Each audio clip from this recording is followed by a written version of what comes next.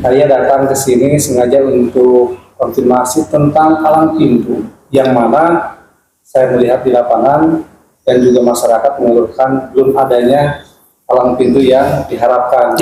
Padahal kereta api di Garut Kota Cibatu ini atau mungkin dari Garut Kota ke daerah lain sudah berjalan cukup lama. Kira-kira Pak, apa kendalanya Pak? Yang pertama, terima kasih Kak Asep. Jadi yang pertama ada kewenangan. Ada kewenangan kementerian dalam ini pusat, ada kewenangan pemerintah provinsi, ada kewenangan kabupaten. Alhamdulillah untuk sebidang menjadi kewenangan kabupaten. Yang kewenangan kabupaten ini ada 11 lokasi, ya, dari mulai perbatasan masuk Kadungora sampai ke Garut Kota. Itu 11 lokasi. Dan untuk sementara ini tidak ada palang pintu, baru mempergunakan early warning system. Jadi bunyi-bunyian lah ya, bunyi-bunyian dibantu oleh petugas kita, petugas PJL yang akan mengamankan perjalanan kereta api di Garut. Itu baru sebatas itu Kang Asep. Oke. Nah, kalau berdasarkan pengakuan dari masyarakat dengan adanya early warning system, ada suara kan Pak ya? Iya. Nah, sementara manusia ya kebanyakan ada palang pintu aja suka maksain, apalagi nggak ada. Betul. Katakanlah ini sangat urgent Pak. Ya.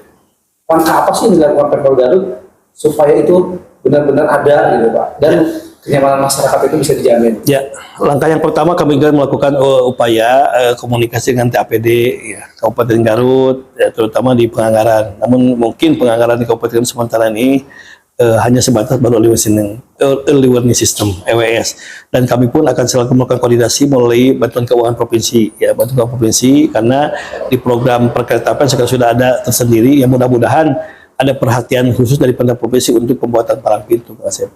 Dan sementara juga kami juga mengucapkan terima kasih kepada Kementerian Perhubungan khususnya Dirjen Perkeretaapian telah memberikan rekomendasi. Alhamdulillah di 11 lokasi ini telah ada pos-pos yang kita buat untuk minimal untuk standby petugas PJL ketika ada pengamanan, karena seperti yang disampaikan tadi belum ada palang pintu, baru early warning system bunyi-bunyian. Ketika ada bunyi-bunyian kereta api yang akan lewat 10 menit akan lewat, jadi petugas kita sudah siap di tengah-tengah untuk mengamankan perjalanan kereta api. Oke, Kang, selain dengan belum adanya palang pintu, ya, kita juga pernah mendengar bahwa petugas-petugas ini kan maaf ya resikonya sangat tinggi Pak. Betul. Ketika harus menjaga, terus ada masyarakat yang ngeyel dan lain sebagainya, tetap resiko-resiko itu akan dihadapkan kembali kepada mereka. Betul. Kan, jaminan apa sih buat para PJL ya? Ya, betul. Agar mereka bisa bekerja dengan nyaman. Terus kita juga pengen tahu berapa sih honorer mereka Pak? Ya, ya untuk sementara ini untuk honorer mereka Kang Asep itu sebesar 1.800.000 per bulan ya? Ya, per bulan. Yang pertama. Yang kedua, kami pun alhamdulillah ada support dari pemerintah daerah untuk APD, perlengkapan dari mulai ketika helm, ketika hujan, sekarang ada helm plastik, jas hujan, sepatu bot, kita lengkapi semua mereka. Karena terus terang sementara ini ya kami pemerintah daerah lah baru hanya sebatas untuk pengaman kepentingan APD pribadi, di samping ada jaminan BPJS Ketenagakerjaan, BPJS Kesehatan, itu kita perhatikan. Oh, jadi BPJS juga ada ya? Ada. Ya. Artinya ketika mereka ada musibah sakit dan lain sebagainya, ya, insya Allah terjamin dengan itu. Ya. Oke. Dari jumlah Kang, dari berapa palang pintu, berapa petugas, itu sistem kerjanya seperti apa Pak? Ya, untuk sistem kerja ini dibagi 2 shift Pak. Yang pertama karena mereka sampai menjaga dari mulai jam 6.00 sampai jam 12.00 ya, itu terakhirnya. Hujan, panas, ya. Itu mereka bertugas. Karena itu juga kami juga dengan teman-teman di sini khususnya di bidang keselamatan juga telah melakukan upaya langkah-langkah. Jadi ada 34 orang ya. Ya, 34 orang yang kita tugaskan di 11 titik ya pelintasan, karena dibagi 2 shift. Ada yang tugas pagi, tugas malam, besoknya juga pergantian. Alhamdulillah sementara ini kami juga dulu ketika kami belum di sini masih mempergunakan voice note. Ketika kereta api dari Bungabayang ini mempergunakan voice note, kereta api lewat voice note. Sekarang alhamdulillah berkat dorongan dari pimpinan kita ada repeater hand transceiver, jadi interpreter HT.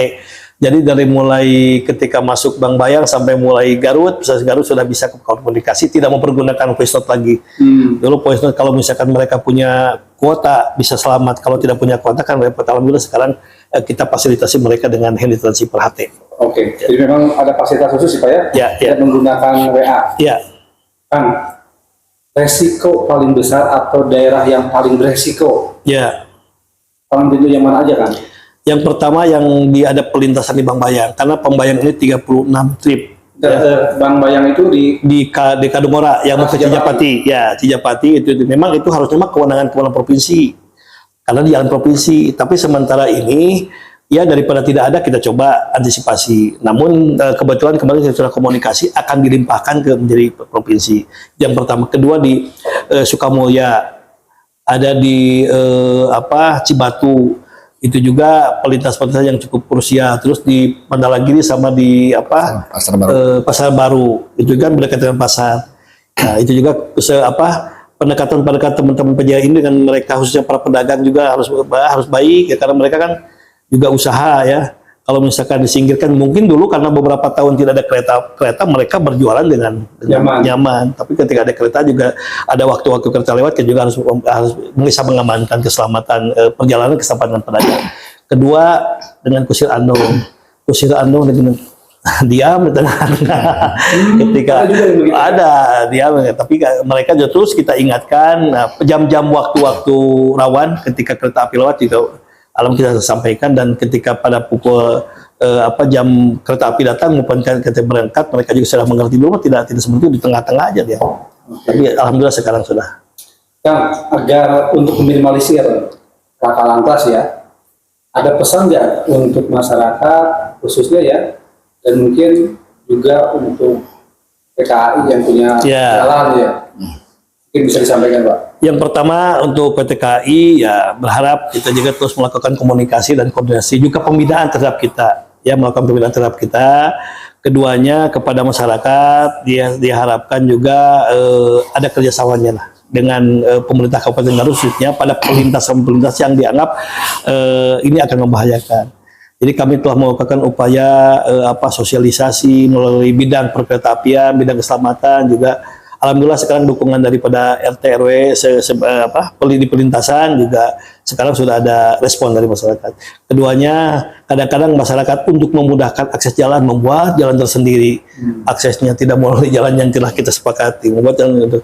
Nah, alhamdulillah sekarang dengan melakukan komunikasi dan koordinasi dengan warga, artinya ada kolaborasi dengan warga ini, masyarakat juga menjadi ngerti sekarang. Sudah. Jadi memang lambat laun masyarakat itu sudah mulai adaptasi Pak. Adaptasi. Bagaimana keamanan itu bisa mereka rasakan, selain mengandalkan pemerintah, mereka juga punya inisiatif sendiri. Betul ya. Itu kedua, apalagi sekarang kan antar moda kereta api ini menjadi hal yang cukup lumayan ya. Ketika perjalanan di jalan umum, di jalan lain seperti biasa kan menjadi macet segala macam ya, antisipasi perjalanan yang lebih cepat dan lebih nyaman kereta api. Karena dengan ongkos yang cukup lumayan terjangkau ini, dengan AC segala macam kan lumayan, jadi lebih cepat lagi ya, lebih efisien dan waktu juga pas. Oke Pak Wahyu, selain tentang palang pintu ya, masyarakat juga masih banyak yang belum tahu apa saja sih moda transportasi yang ada di KAI. Nama-namanya Pak ya? Ya. Nama keretanya, terus tujuannya kemana saja. Siap. Berikut harga tiket. Ya. Kebetulan untuk trase Garut Cibatu yang ada yang menuju Padalarang sampai Purwakarta, ada yang menuju Pasar Senen, ada yang menuju Gambir. Jadi untuk moda itu ada tiga jenis komuter lain ya, KA yang beroperasi di wilayah Garut. Di antaranya untuk komuter lain tujuan Garut Purwakarta yaitu pukul 6.35 dengan tarif 14.000, dan untuk Garut Senen itu dengan pukul 6.30 dengan tarif 14.000, dan untuk menuju arah Gambir ada beberapa tarif. Di sana ada premium dengan harga 195.000, dan untuk eksekutif 315, dan panoramik 550. Jadi untuk nama-nama KA yang menuju arah Purwakarta itu ada komuter lain,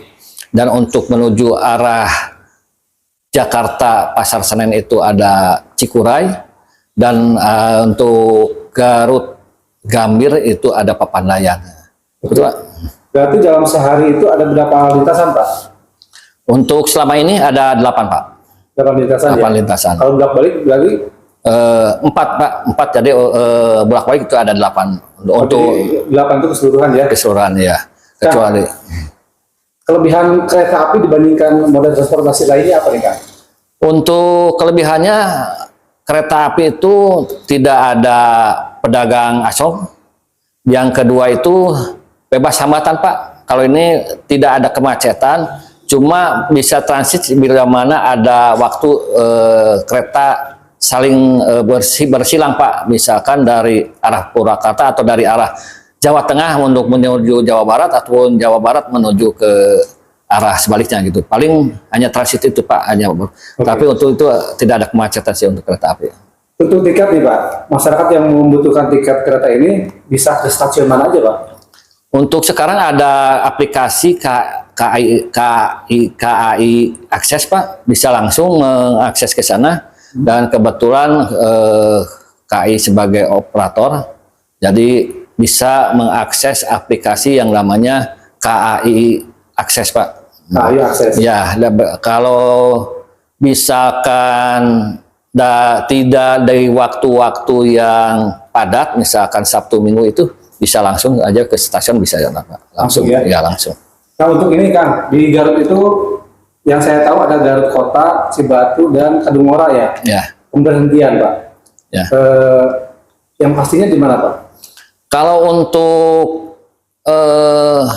antar kota dalam provinsi, misalkan itu bisa singgah dulu di stasiun Wanaraja, stasiun Cibatu, Pasir Jengkol, maaf sebelum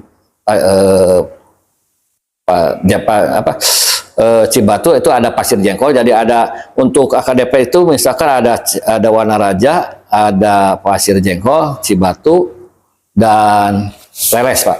Oh di Leles ada ya? Ada untuk jarak dekat. Kan ada pesan nggak nih untuk masyarakat kalau misalkan menggunakan kereta jangan apa dan harus apa gitu lah, biar mereka selamat sampai tujuan.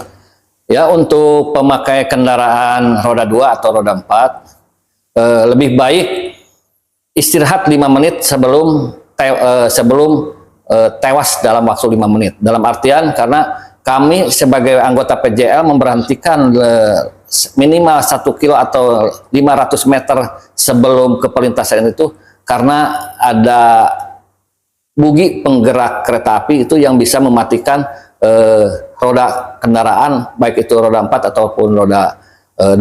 Jadi untuk ini tolong untuk masyarakat yang beroda 2 atau roda 4 lebih setelah ada EWS lebih baik beristirahat paling lama 5 menit daripada bapak-bapak atau pengguna kendaraan tewas dalam 5 menit gitu, Pak.